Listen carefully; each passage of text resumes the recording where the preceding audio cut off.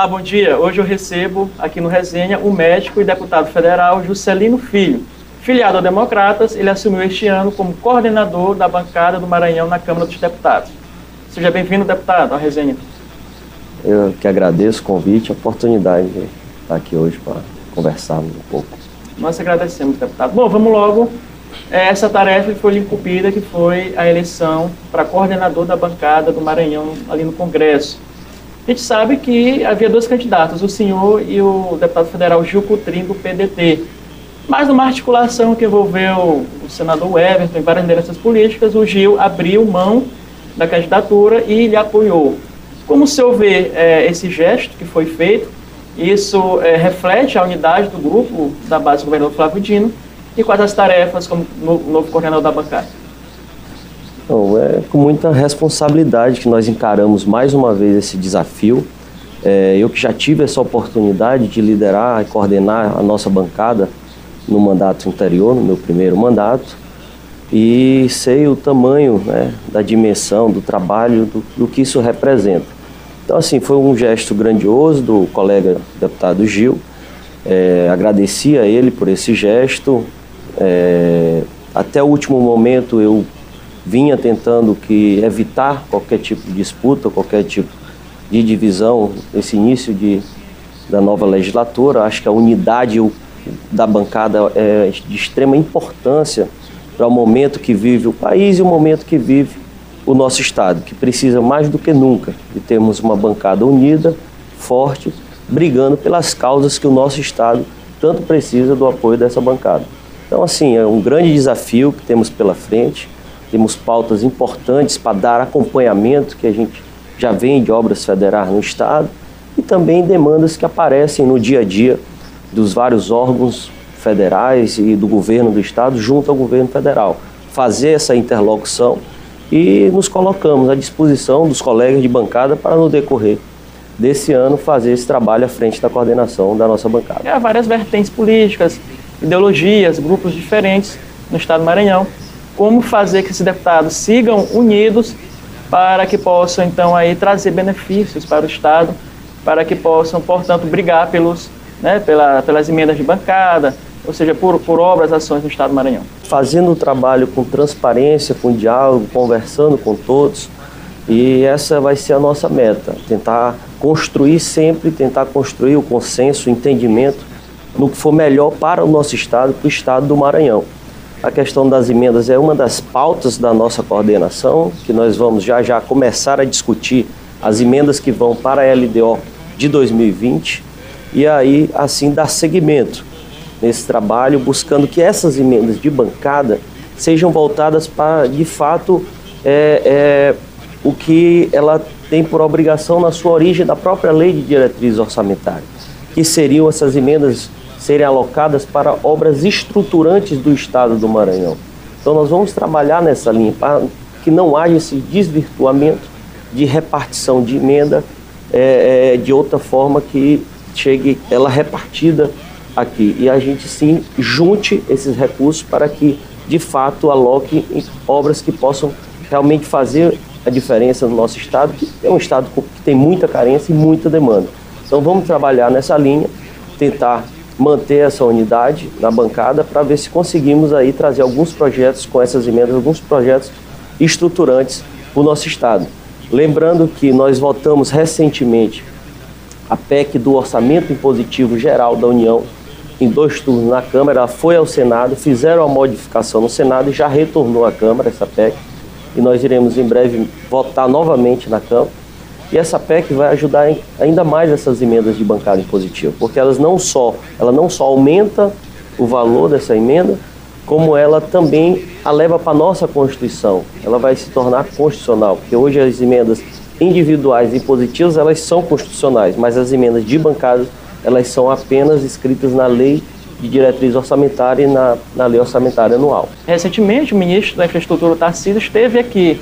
E eu lhe pergunto, deputado, o senhor como líder agora, encampando essa liderança da bancada, o que ficou resolvido em relação ao BR-135, esse restante dessas obras de duplicação?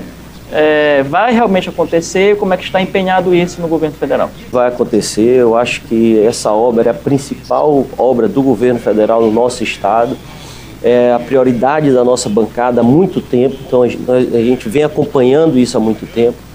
No período em que fui coordenador, acompanhei de mais perto essa situação e agora estamos retomando esse diálogo com o Ministério da Infraestrutura.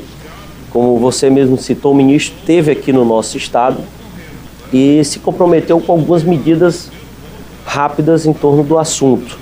Dentre elas, penalizar severamente a empresa, o consórcio que está executando, pelo descaso que está tendo já no primeiro trecho, que está pronto antes de ser totalmente entregue, já está bem danificado. Então, daí a gente vê a qualidade do serviço. Então, esse foi um dos pontos que foi citado. Outros pontos foram a conclusão dos demais trechos que a bancada alocou recursos. Então, a gente, como bancada, estamos fazendo a nossa parte. Nunca faltamos com essa obra que é tão importante para todo o estado do Maranhão, que entra e sai da nossa capital de São Luís. Já colocamos recursos que dava para concluir toda a obra. Tem recursos que nós botamos que, inclusive, se não já perderam, mas serão perdidos por não utilização, não fluxo de obra dos trechos 2 e 3. Então a bancada vai estar atenta, estarei atento, acompanhando essas medidas que o ministro se comprometeu aqui no nosso estado em dar andamento, para poder estarmos sempre cobrando do Ministério, cobrando do governo federal o mais breve possível, assim que diminua esse período chuvoso, porque todos nós estamos vendo que realmente esse período está muito complicado de se avançar com uma obra daquele tipo, mas assim que diminua ali, que cesse esse período chuvoso, que essa obra seja de fato retomada e que no decorrer desse ano aí temos esperança que se consiga concluir, se não os 2 trechos, pelo menos mais um trecho dela, que é até Miranda do Norte. Há um prazo, por exemplo, definido para que possa, então, realizar esse serviço? Ele estipulou prazo, sim. Ele chamou todo o corpo técnico do DENIT do Maranhão e pediu que tomasse todas as providências de acordo com a lei para que a empresa fosse notificada e penalizada se ela de imediato não reparasse todos aqueles trechos que estão já danificados e concluísse a pista antiga, a recuperação da pista antiga, que nunca foi concluída, e que assim que cessasse a chuva, se essa obra não retomasse, não tivesse andamento, ele ia avançar para um distrato e fazer a recontratação da nova empresa, buscando, claro, como meta até o final desse ano, a conclusão. Além da questão da BR-135, quais são as outras pautas prioritárias ali da bancada do Maranhão no Congresso? Pautas que chegam para a bancada constantemente, né? Semana passada mesmo, nós recebemos lá a reitora da Universidade Federal do Maranhão, que tem inúmeros assuntos pendentes com o Ministério da Educação. A universidade vem necessitando de apoio da bancada junto ao Ministério para poder conseguir recursos para concluir várias obras, tanto do campus aqui principal, como também alguns campos do interior, como o campus de Chapadinha, de Pinheiro, de Balsas, que está com uma unidade de um campus praticamente pronta, precisando de recursos para fazer a urbanização do campus, para poder começar a funcionar a estrutura da universidade lá. Temos também, a reitora nos trouxe um pleito que foi tratado já com o Ministério da Educação para se criar a Universidade Federal do Sul do Maranhão, sendo a sede em Imperatriz. Então está lá essa demanda, vamos começar a tratar isso com o Ministério da Educação. O Instituto Federal também tem uma demanda similar, que eu inclusive apresentei ao antigo ministro da Educação, que era do nosso partido, o deputado Mendonça Filho, que era a criação do Instituto Federal do Sul do Maranhão. Isso já está numa tramitação mais avançada. Então acreditamos que vamos acompanhar, que isso logo, logo vai se concretizar. Agora vamos falar do Democratas. Hoje o Democratas tem 3 ministérios no governo Bolsonaro. É o partido que mais foi contemplado, né, apesar de serem escolhas pessoais do presidente Bolsonaro. Mas como é que está hoje o DEM na base do governo Bolsonaro? Como estão essas articulações envolvendo o DEM? O partido hoje é da base ou não é da base do governo Bolsonaro? Nós temos em vista a reforma da Previdência, né, que vai ser votada, mas como o DEM se define hoje nesse espectro político nacional? O presidente está tentando formar, articular e formar uma base de governo, de fato, lá no Congresso, que até hoje ela ainda não está construída e nem desenhada. Semana passada, se não me engano, ele começou a receber os presidentes de alguns partidos políticos e seus líderes e abrir esse diálogo e tentar construir, de fato, essa base, pois ele sentiu a necessidade de ter uma base no Congresso mais sólida para que essas pautas encaminhadas pelo Executivo tenham um andamento com mais celeridade, né? O Democratas, apesar de ter alguns ministros lá no governo, como você mesmo colocou, que foram escolhas do presidente da República, quadros muito bons, competentes, como o caso da ministra Tereza Cristina, que foi ficada pela frente do agronegócio, um quadro muito técnico, que conhece de fato o setor do Ministério da Agricultura.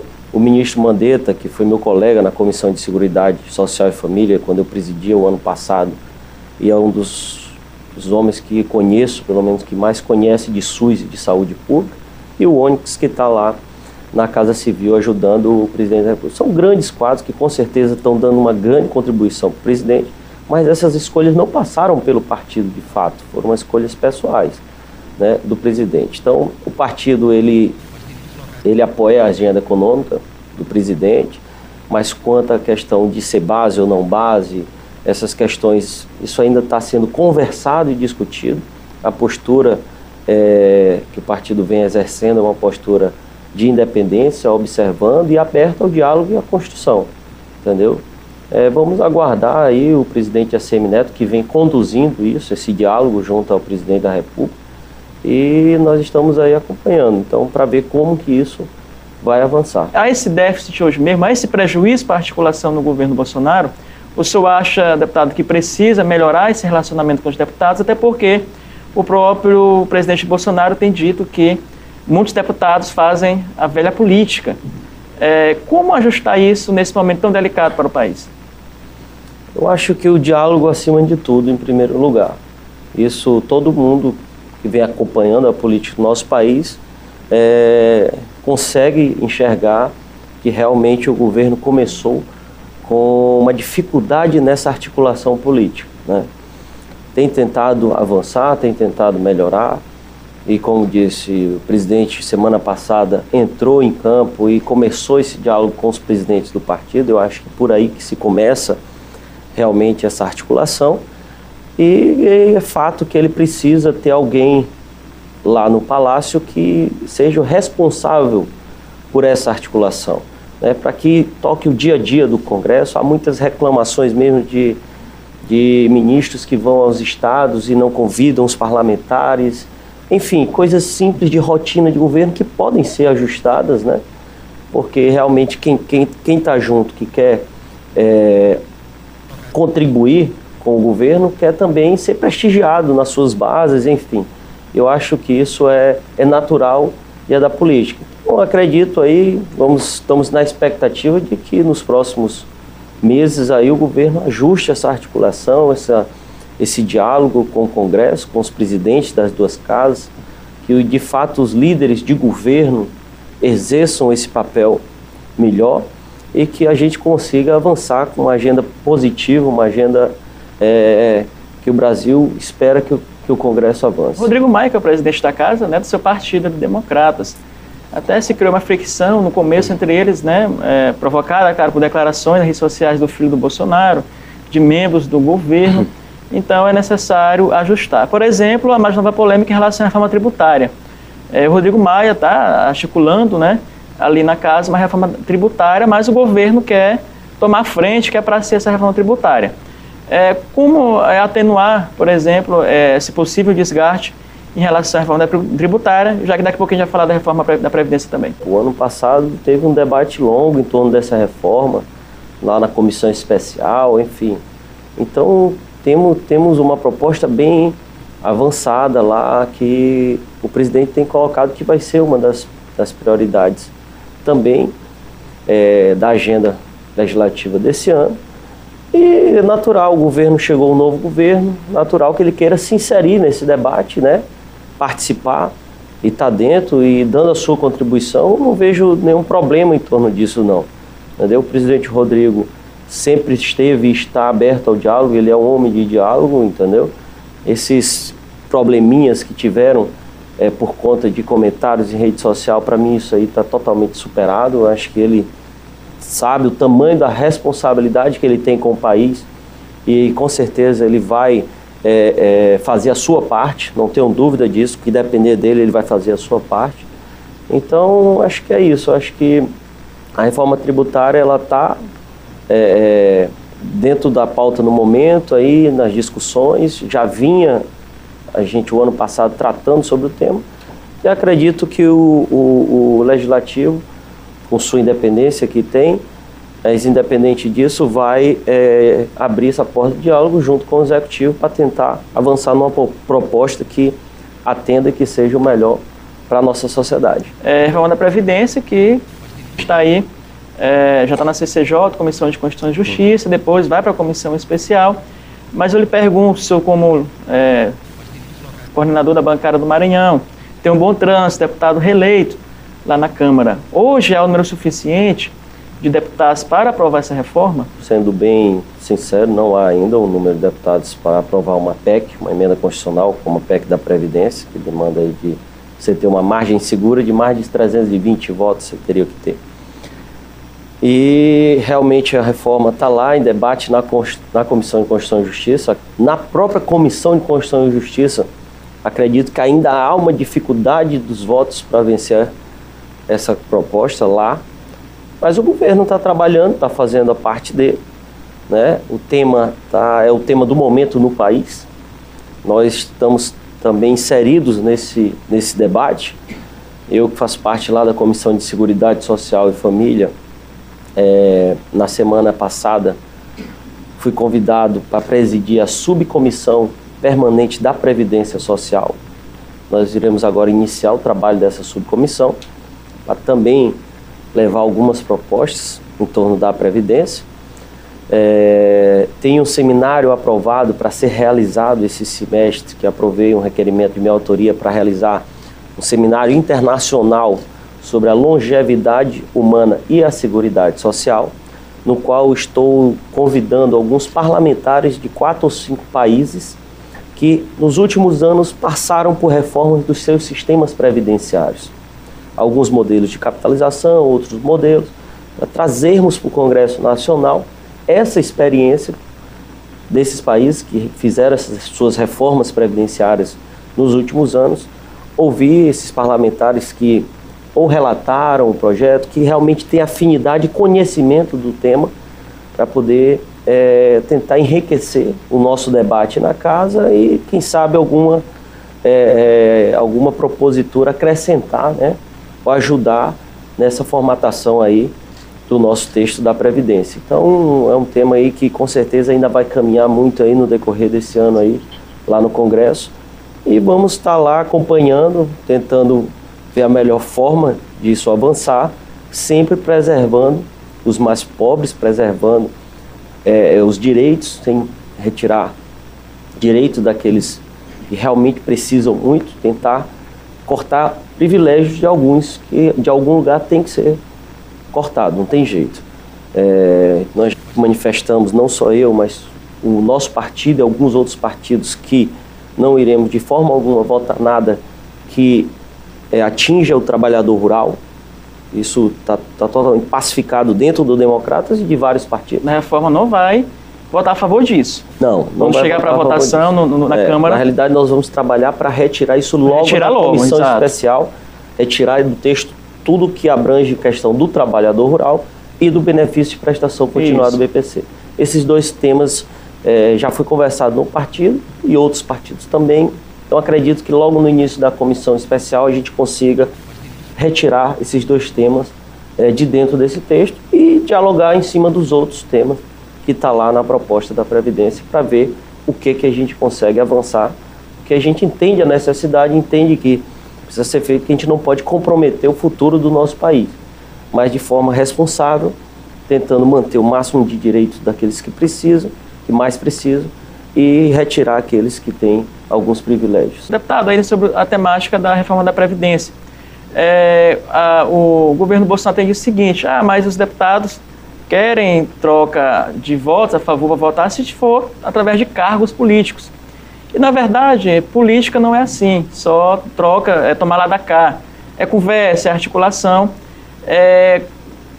como se relacionar com o governo dessa forma, tendo em vista que o pensamento ainda é da questão da troca de cargos, tomar lá da cá. Eu acredito que ele agora está vendo que o caminho não é esse, entendeu? Esse negócio de fala muito de velha política e nova política, ele sem explicar o que é nova política. Enfim, fica muito fácil de você só jogar para o Congresso, dizendo que lá é um ambiente que está sendo colocado dessa forma, que de fato não é, entendeu? Não é. Lá no Congresso hoje tem quase a metade de novos parlamentares, enfim, mesmo os reeleitos são muitos novos parlamentares que de fato têm responsabilidade com o país, e acredito que é dialogando, é conversando que vai se avançar. Porque o presidente ele não precisou do apoio de nenhum político e de nenhum partido para ganhar as eleições, né? Todos nós acompanhamos isso. E foi um fato inusitado que acabou vencendo as eleições. Sem apoio de partido, sem tempo de televisão, sem apoio de políticos. Da mesma forma, cada um de nós congressistas não precisamos dele lá atrás para ganhar nossas eleições. Nós temos compromisso com as nossas bases eleitorais, entendeu? Que foi onde nos deu o voto de confiança, buscando de nós parlamentares ações para as nossas bases. Nada mais natural do que vários municípios do Maranhão, nós enxergamos as necessidades que os municípios têm, entendeu? E uma parte do nosso mandato é legítimo nós irmos junto ao governo federal, aos ministros, até o próprio governo do estado, tentar fazer com que essas ações cheguem nos nossos municípios. Então, assim, isso é um dos fatores do exercício do mandato, né? Então, assim, eu acho que é dialogando, é construindo. Nós estamos lá, todos os deputados federais, com demandas diárias de várias cidades, entendeu? E aonde a gente recorre é nos ministros de estado, entendeu? Para poder estar dando algum encaminhamento, alguma resposta para a sociedade, para a população na base que nos deu a oportunidade de estar lá representando. Fora isso, legislando, organizando as leis, proposições legislativas que vão virar as leis, enfim, fiscalizando o Poder Executivo. Então essa é a nossa missão lá.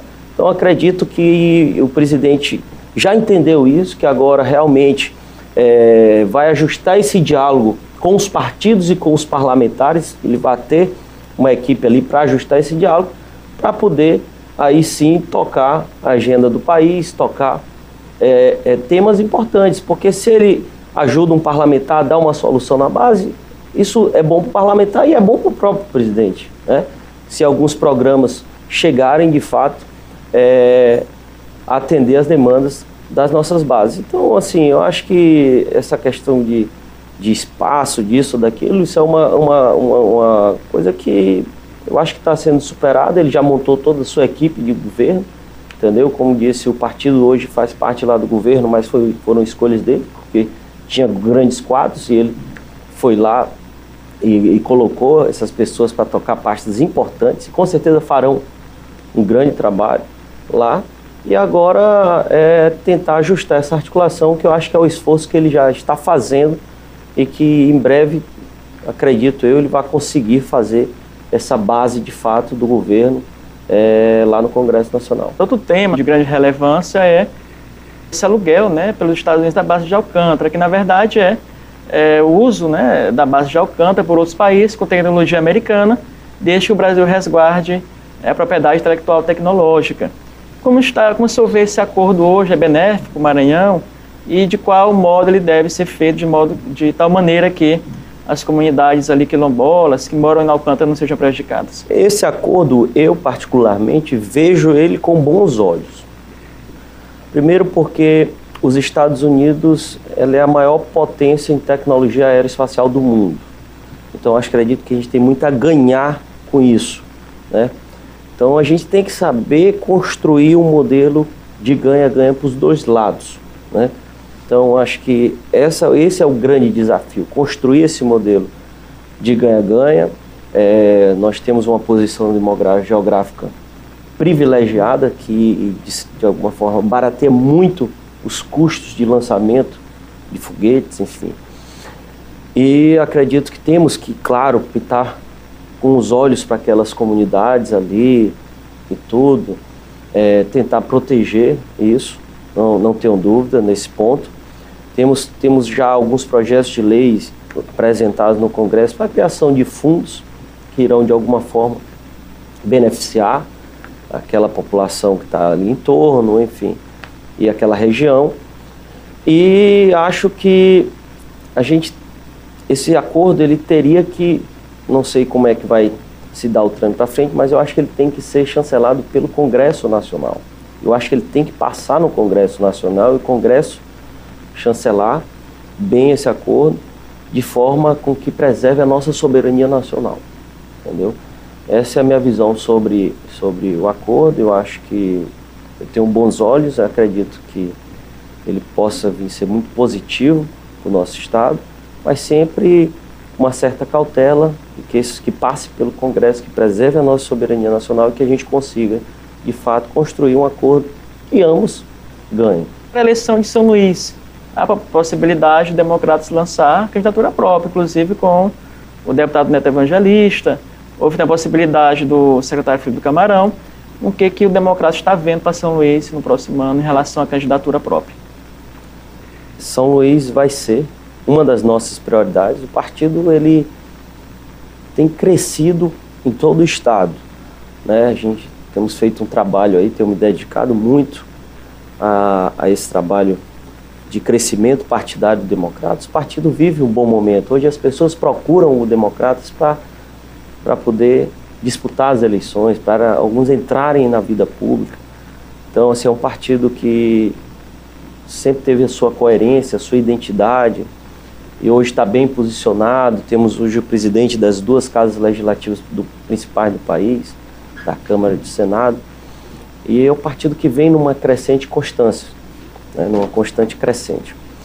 Então, São Luís está dentro das nossas prioridades. Teremos, com certeza, candidato a prefeito de São Luís aqui. Essa é a meta do partido, né?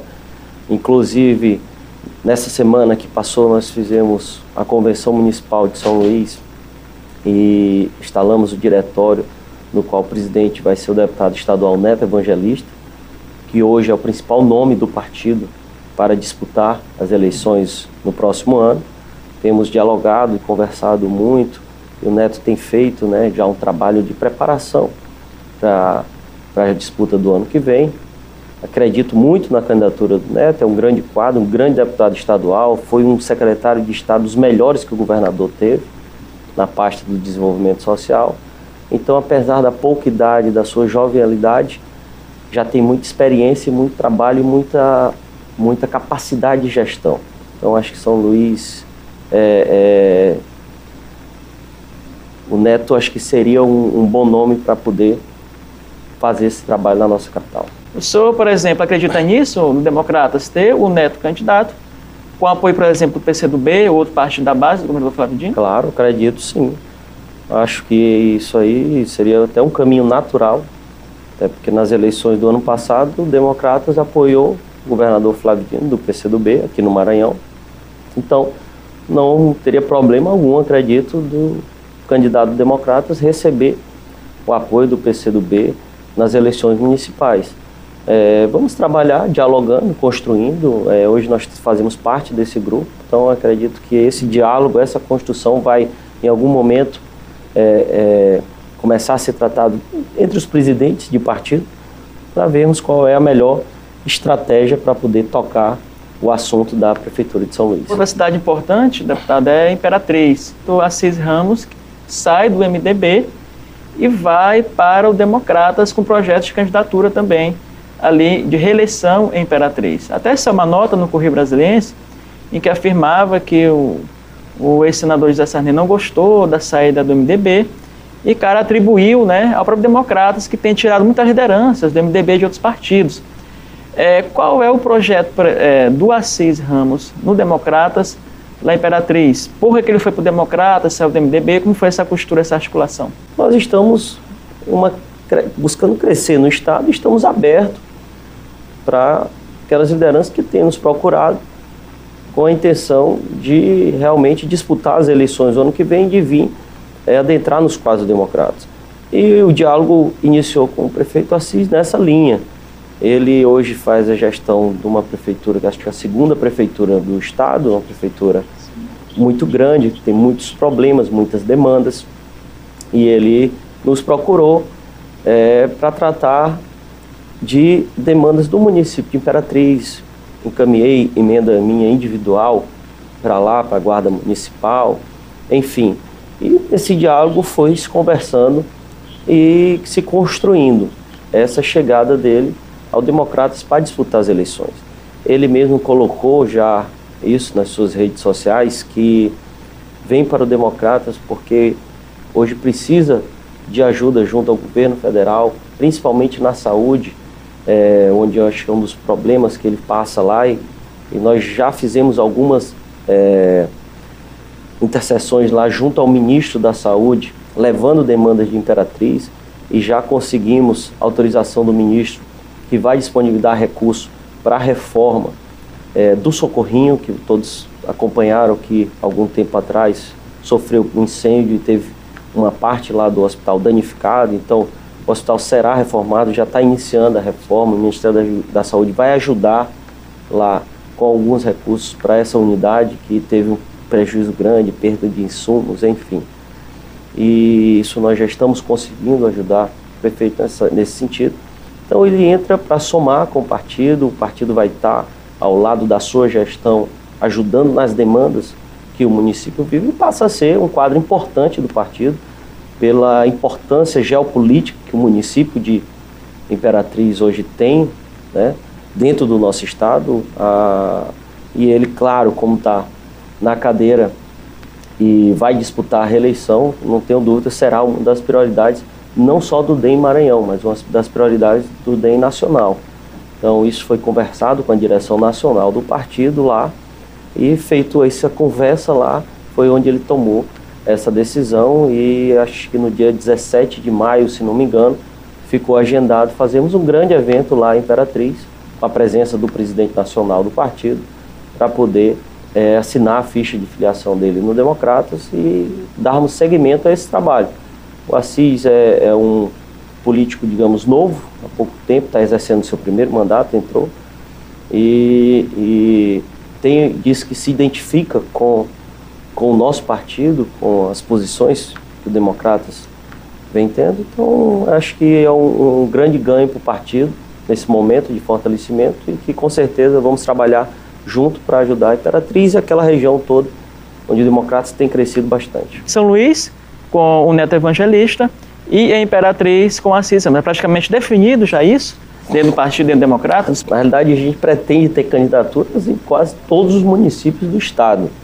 Então, você sabe, muitos partidos estão se organizando porque não tem mais coligações partidárias nas eleições proporcionais. Então, quem tem os candidatos a prefeito fica mais, não sei se mais fácil, mas fica melhor de você equacionar uma chapa para tentar ter representantes nos legislativos. E então, assim, estamos fazendo esse trabalho para ter o máximo possível de candidaturas no Maranhão.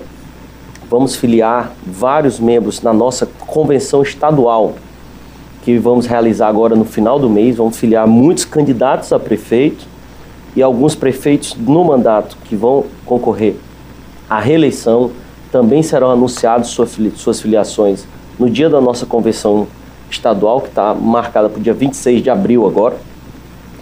E São Luís e Imperatriz são as prioridades do partido, são as duas maiores cidades do estado. O Assis já prefeito concorrendo à reeleição, com todo o nosso apoio do Democratas. E aqui o nosso nome hoje é o deputado Neto Evangelista, que inclusive está sendo alçado aí à presidência municipal do partido, que nós iremos fazer esse trabalho para poder que ele chegue bem posicionado no ano que vem para as eleições. Em Santa Inês, tem Bacabal, vamos ter uma candidatura em Bacabal. Enfim, Caxias. Viana, Caxias, não acho que a gente não deva ter candidatura a prefeito.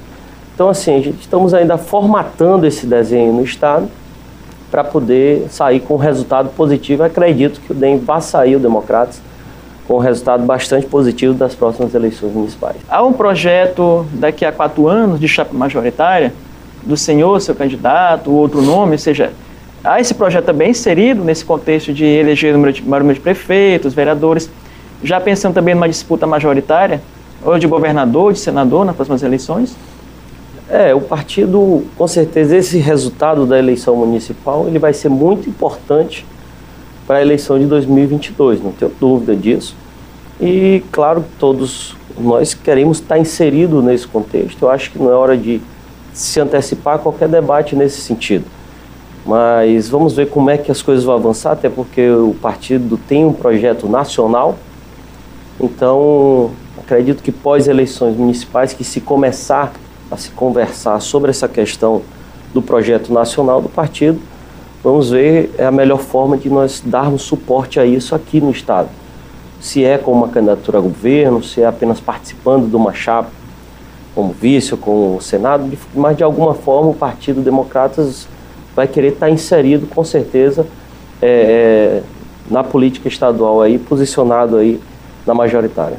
Vamos falar um pouquinho do seu trabalho ali na Câmara. Você é autor de um projeto, deputado, que surge da resolução da telemedicina. Esse projeto até já perdeu o sentido, porque nós conseguimos fazer com que o Conselho Federal de Medicina voltasse atrás e derrubasse a própria resolução que eles publicaram. Em dezembro, o Conselho publicou uma resolução, acho que é a resolução 2227 de 2018, autorizando a telemedicina, mas de uma forma bem ampla.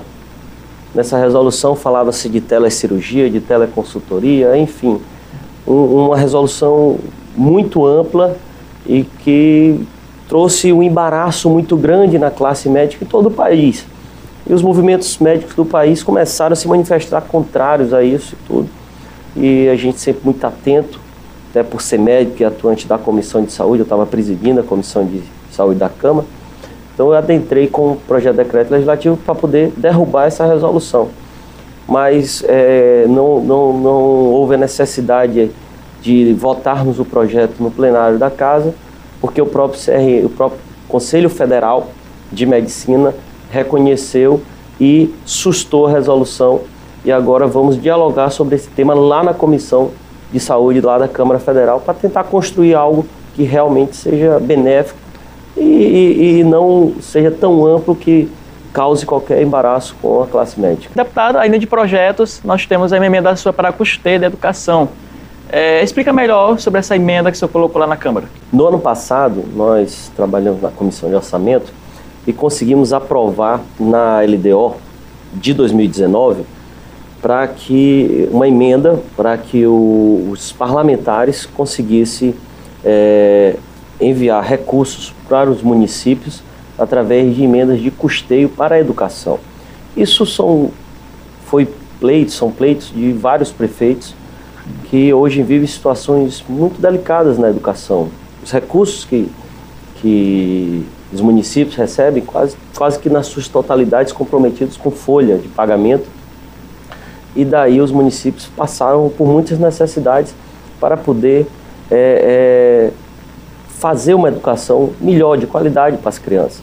E essas emendas foi com o objetivo de ajudar realmente esses municípios. Conseguimos aprovar, o ministro da Educação já preparou e assinou a portaria que regulamenta essa emenda, há 2 semanas atrás, e ele está publicando essa semana, ficou de publicar na Semana da Marcha agora, a portaria que vai regulamentar o uso desses recursos, que serão recursos que poderão ser usados para transporte escolar de qualidade das crianças, pois a gente viu ainda muitos municípios que ainda transportavam alunos em caminhões de pau de arara, etc. Então, tanto para custear esses transportes escolares, no aluguel de transportes adequado, combustível do transporte, enfim, todas essas despesas de custeio, para material de expediente das escolas, material de merenda escolar, enfim, tudo isso que pesa um pouco na gestão dos municípios e com certeza irão fazer com que as crianças tenham uma educação melhor de qualidade. A gente aprovou isso lá, já está sendo regulamentado. Algumas emendas individuais minhas mesmo, eu coloquei para essa rubrica para ajudar alguns municípios nos custeios da educação, e acredito que será muito importante aí para os municípios que antes já recebiam recursos dessa natureza para a saúde, agora vão poder receber também recursos dessa natureza para ajudar no custeio da máquina pública na área da educação. Eu queria saber a que ponto está essa questão do PAC, essa redistribuição desses recursos, já que os municípios são sempre penalizados em relação a essa distribuição de recursos federais. Isso é uma pauta que eu tenho defendido constantemente lá no Congresso Nacional. Acho que é hora do Congresso fazer o protagonismo e fazer com que, de fato, se faça esse pacto federativo, né? Vi que o Senado começou já esse debate e que quer ser o protagonista desse debate, principalmente nesse início. Nós já discutimos isso na Câmara, já teve uma comissão especial lá que discutiu o Pacto Federativo no mandato anterior. Enfim, o Congresso precisa olhar e, de fato, fazer com que esse Pacto Federativo aconteça, que descentralize esse recurso da União para os estados e para os municípios. Isso foi tema de campanha do próprio presidente da República, de descentralizar esses recursos para os estados e municípios. Então, acho que está na hora do Congresso colocar isso em lei e darmos esse encaminhamento aí, porque acho que vai ser muito importante para os estados e municípios brasileiros. Outro projeto seu, de autoria sua, é a questão do Bolsa Habilitação e CNH gratuita. Isso já é realidade, já foi viabilizado, deputado? Esse projeto eu dei entrada esse ano, já no meu novo mandato, e foi com um olhar bem voltado para inserção no mercado de trabalho. Nós estamos tentando criar uma espécie de Bolsa Habilitação. Seria todas aquelas famílias que fazem parte do cadastro único do governo federal, que recebem benefícios sociais do governo federal, famílias de baixa renda, realmente, que todos aqueles que estão em idade apta a tirar a sua habilitação vão fazer um cadastro nas secretarias de assistência social dos municípios, enfim, todo aquele trâmite onde esses cadastros são feitos. E aí essas pessoas teriam direito a ter a sua primeira habilitação custeada, paga pelo governo federal. O governo federal já tem um fundo específico que é arrecadado sobre algumas questões de trânsito. Esse fundo hoje tem mais de 1 bilhão e ele fica contingenciado nas reservas do Tesouro. Então a gente usaria algo um pouco mais, talvez, de 100 milhões para atender essas demandas. Então a fonte de receita já estaria garantida e seria um benefício social que iria ajudar essas pessoas a se inserirem no mercado de trabalho. Seja um mototáxi, uma pessoa com sua habilitação poder ter uma moto e trabalhar de mototáxi, ou um jovem tirar uma habilitação para trabalhar num caminhão, como motorista, enfim. Então, assim, eu acredito que qualquer cidadão com sua habilitação na mão é mais um instrumento que ele possa estar inserido no mercado de trabalho. Então, nós estamos vendo o momento que o Brasil passa com a questão do desemprego. Então, são medidas como essas que podem ir ajudando também nesse sentido aí de tentar inserir nesse mercado de trabalho essas pessoas com mais facilidade, com um instrumento a mais para que a gente possa estar ajudando. Deputado, mais de 3 milhões de desempregados, segundo o último levantamento. O que se fazer para que, por exemplo, o governo Bolsonaro até então não conseguiu ainda movimentar a economia a contento. Mas o que se fazer hoje, por exemplo, a questão da juventude, que está sem trabalho, de capacitação, e também no intuito de ofertar mais empregos para a população. O que se deve ser feito na sua avaliação? A reforma da Previdência está no meio disso tudo aí, né? Está o mundo olhando para o Brasil e esperando ver como é que isso vai avançar. Então, olho dessa forma, acredito que o governo, para ter essa capacidade de atração de investimentos, que é onde vai movimentar a economia e gerar realmente mais empregos, é fundamental que tenha algum tipo de encaminhamento da melhor forma possível nessas matérias aí que o mundo está aguardando ver como é que o Brasil vai caminhar. Fora isso, acho que tem muitos programas do governo que aí nós ainda temos muita dúvida como é que vai avançar. Vou citar um exemplo de um programa. que é o programa Minha Casa Minha Vida. O governo ainda não disse se vai continuar, se vai, como vai. Enfim, esse programa é um programa de extrema importância para o nosso país. Não só porque, além dele dar a oportunidade das pessoas que ainda não têm a sua casa própria, a sua habilitação, que é o principal eixo do programa habitacional, ele é um programa que ele gera rápido e automaticamente muitas oportunidades de emprego.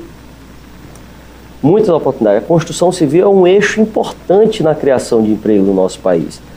E hoje o setor está passando por um momento muito delicado, entendeu? Inclusive, essa semana eu fui demandado pelo presidente do Sinduscon do Maranhão, estou tentando a agenda lá conjunta do presidente da Câmara e do Senado com a Câmara Brasileira da Indústria da Construção, a CEBIC, e os seus principais dirigentes, para tratar sobre o programa Minha Casa Minha Vida. Porque não só o governo ainda não disse como é que vai ser, se vai ser, o que vai ser, como também eles estão tendo problema hoje até de pagamento. Tem contratos que estão com 3, 4 meses sem repasse. Tem um passivo de 500 milhões no mês para a Caixa fazer os pagamentos, o governo com a Caixa, aí pagam 100. Então, assim, está muito ruim do jeito que está. Isso está tendo impacto, porque empresas estão quebrando. Além de não estar gerando, estão quebrando. Então, aí aumenta o desemprego. Então, isso é uma pauta que nós estamos acompanhando lá no Congresso, que nós vamos acompanhar e cobrar uma posição do governo federal em torno disso. Eles têm que falar se vai dar continuidade no programa, como que será, e se não vai dar, tem que, pelo menos, com responsabilidade, concluir tudo aquilo que está em andamento e ser entregue à população brasileira. Nosso estado é um estado que ainda é o maior déficit habitacional do país, então há muita necessidade de habitação, tanto nas habitações urbanas, como também nas habitações rurais. Temos o Programa Nacional de Habitação Rural, que também é muito importante para o estado do Maranhão, pois ainda temos muitas casas aí de taipa em algumas comunidades da zona rural do nosso estado que precisam ser substituídas, as pessoas terem uma moradia digna para suas famílias. Democratas vai comandar o Conselho de Ética da Câmara? Há uma movimentação lá na Câmara nesse sentido. O meu partido me indicou como membro lá do Conselho, só que o Conselho ainda não foi instalado, os partidos ainda estão fazendo as indicações, e assim que for instalado, deva se reunir para deliberar sobre isso. Vamos aguardar e ver, conversar com os líderes partidários para ver qual o melhor encaminhamento em torno disso. Democratas vai fechar questão em torno da reforma da Previdência? Não sei, eu vi manifestações já do nosso líder do partido contrárias a essa questão de fechamento de questão, né? Mas também vi semana passada a manifestação do presidente do partido, o Assemineto, que pode se avaliar. Então, acho que aguardar. O Democratas não é um partido que geralmente fecha questão. É um partido bem democrático, bem do diálogo. Então, mas vamos aguardar como é que vai dar esse encaminhamento. Temos aqui um rápido ping-pong, que estou fazendo os rápidos comentários. E o primeiro deles é o presidente do seu partido, Assemineto. Uma grande liderança nacional, um dos melhores prefeitos do Brasil, feito uma grande gestão com mais de 70% de aprovação. E, sem dúvida nenhuma, está inserido aí nas lideranças nacionais e pode, sim, amanhã vir ser candidato a presidente da República, disputar o governo da Bahia, enfim, está inserido no contexto da política nacional, sem dúvida alguma. Vamos lá, o segundo nome? O Everton, uma liderança jovem, em ascensão rápida e crescente no nosso estado. Se elegeu senador agora com uma votação quase 2 milhões de votos. Isso consolidou a sua liderança e também tem um futuro aí muito grande aí na política do nosso estado. Todas as qualidades, características, e ele tem, sem dúvida, para pleitear o governo, o que ele quiser. Então, acho que é um grande quadro que a conjuntura e o momento político que vai desenhar. Essa aliança PDT-Democratas continua? Continua, a gente tem uma relação muito boa, conversa muito, dialoga muito, e essa aliança vamos tentar fazer com que ela continue, sim, aí, trabalhando em conjunto aí para o bem e melhor do nosso estado. Próximo nome? Felipe Camarão. Felipe é um grande quadro técnico, que hoje está no nosso partido, Democratas, vem fazendo um brilhante trabalho à frente da educação do nosso estado, com resultados importantes, resultados como o melhoramento dos números do nosso IDEB, como o melhoramento da infraestrutura da rede educacional estadual, enfim, um grande gestor que também teria um futuro brilhante se entrar na vida pública, na política. Recentemente ele disse que não pretendia mais disputar a Prefeitura de São Luís, foi uma decisão pessoal própria dele, mas com certeza um grande quadro que a qualquer momento pode estar inserido na política do nosso estado. O próximo, Neto Evangelista. Neto é um grande quadro do nosso partido na Assembleia Legislativa, como falei, é o nosso pré-candidato a prefeito aqui de São Luís e que faz um grande mandato, foi um grande secretário e hoje tem todas as características aí para vir ser o próximo prefeito da nossa capital. Vamos lá, o próximo, Eduardo Brade. Eduardo é um colega, agora está lá na Câmara Federal conosco, vem fazendo um bom início de mandato. Nas eleições passadas perdeu a eleição na capital e saiu com um cacife político muito grande aqui em São Luís. Não tenho dúvida que vai ser, aí, se for candidato, vai ser um forte candidato. Chegou a ser cogitado no Democratas, o nome dele? Algum convite, alguma conversa? Não, nenhuma conversa comigo e nem com a cúpula do partido. Apenas vi pela imprensa aí algumas especulações em torno disso. Ok, o próximo, presidente Rodrigo Maia. Rodrigo Maia é o nosso presidente por 3 vezes, eu acho que é um fato inusitado, até porque não é permitido, né? Nem a reeleição dentro da mesma legislatura, mas por ele ter feito aquele mandato tampão, e tem se demonstrado um grande articulador político. Eu acho que a articulação política e o diálogo são suas características e todos que o conhecem sabem a liderança que ele conseguiu construir lá na Câmara Federal, através da sua articulação com os partidos, inclusive da oposição, e do diálogo constante, da abertura com todos os parlamentares que ele, da relação, construiu e constrói diariamente. Vamos lá, o próximo, governador Flávio Dino. O governador Flávio Dino vem se esforçando muito no momento de crise que o Brasil vive para fazer um grande governo no estado. No primeiro mandato fez um grande governo, tanto que saiu reeleito das urnas aí com quase 60%. E agora, nesse segundo mandato, tenho certeza que irá dar continuidade ao seu governo com a mesma responsabilidade que sempre fez no primeiro. Então, um momento difícil, um momento de crise que o Brasil e os estados estão vivendo, mas ele sempre com muita mão de ferro, muita responsabilidade, ajustando a máquina ali e com alguns programas importantes, vem fazendo aí o seu melhor para a população do nosso estado. Você acredita que ele pode ser um nome a ser trabalhado para disputar a presidência da República, inclusive não só com apoio do PCdoB, mas até do Democratas ou outro partido? Com certeza. Pelos movimentos políticos que estamos acompanhando pela imprensa, ele vem tentando se inserir nesse debate nacional e acho que é legítimo. Ele, de fato, tem todas as qualidades que possam vir a ser um candidato a presidente da República. Acho que ele pode sim estar dentro desse rol de candidatos aí em 2022 ao Palácio do Planalto e como um forte candidato no campo, né, mais para a esquerda, né? Não sei se no próprio PCdoB, enfim, acho que é isso. Porque o PCdoB tem uma relação muito boa com Democratas, não só aqui, mas a nível nacional, até porque apoiou a reeleição do Rodrigo Maia, não é isso? Com certeza. Sempre tivemos uma excelente relação lá.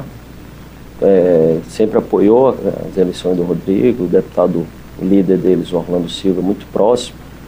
E, enfim, nós somos do diálogo, né? Uma aliança desse tipo a nível nacional, ela não é simples. Até por conta dos projetos nacionais que cada partido tem os seus, né? Mas somos do diálogo e vamos conversando e ver como é que a população brasileira vai se posicionando, enxergando e ver na hora certa se faz os encaminhamentos e toma as decisões que têm que ser tomadas. Deputado, essas considerações finais. Agradecer o espaço aqui, Difusor, estamos à disposição para poder sempre estar atualizando o trabalho da nossa coordenação no decorrer desse ano. Vamos encarar esse desafio com muita responsabilidade, com o pé no chão, com dedicação, para poder dar as respostas que a população exige da gente.